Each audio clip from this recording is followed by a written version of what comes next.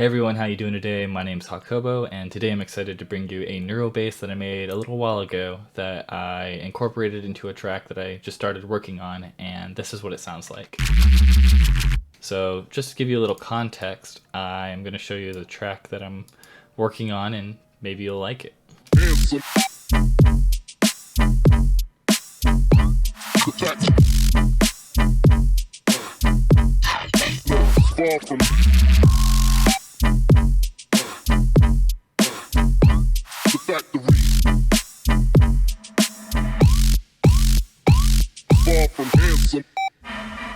So it was right here. I'll play this little bar.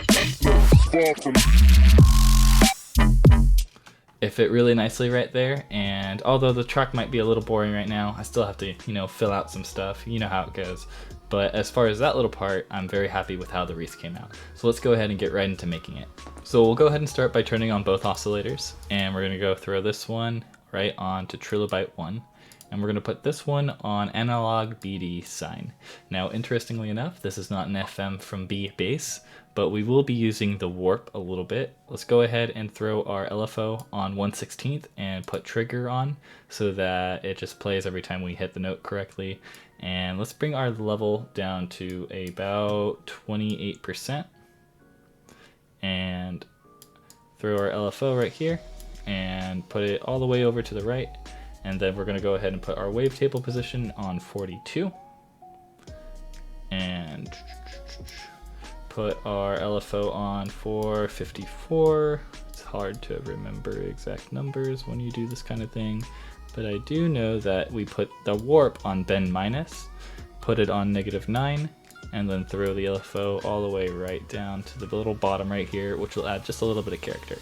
Now, the cool thing is we're actually not going to do anything to oscillator B. We're just going to use it for a cool just phasing that it does to the bass. So let's go ahead and try what we have right now, and I'm going to be playing on the F2. So we have the shape that we're kind of looking for, but let's get a little bit more crunch out of it. So let's go ahead and throw a high peak 12 on, and we're going to go and bring our cutoff all the way down to 9 hertz. Not the bottom, but just a little bit of room, you know what I mean. And throw an LFO on for 55. And then we're going to go ahead and knock the resonance down. We're going to put the frequency on 93% right here, all the way up there, and put it on -38 right here. And then we're going to go ahead and take our LFO, and is that right? Cool. We're going to throw it on the mix and just bring it all the way over so that we have our mix, we just clean it up a little bit. So let's go ahead and try that.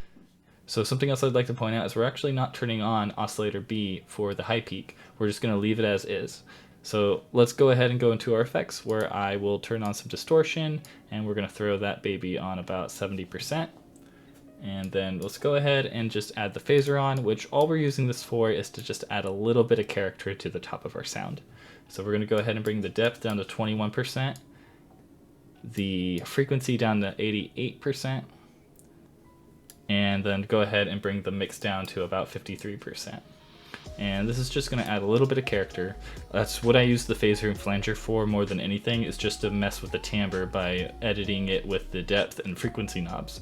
So let's go ahead and just hear a little bit of a difference. You can barely hear the difference, but it's enough that I feel it's necessary to send through the compressor, which we will do after we add a reverb filter. So we go into our miscellaneous, throw the reverb on, bring that cutoff all the way up, and then let's go ahead and put an LFO on to 40% going down. Not 40%, just 40. And then we can bring our mix down to 77%.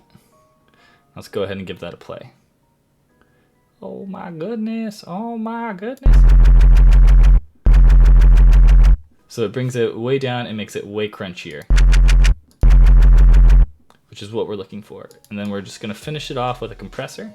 And all we are doing here is turning on the multiband and bringing down the threshold to -11.3. Well, bam. Perfect.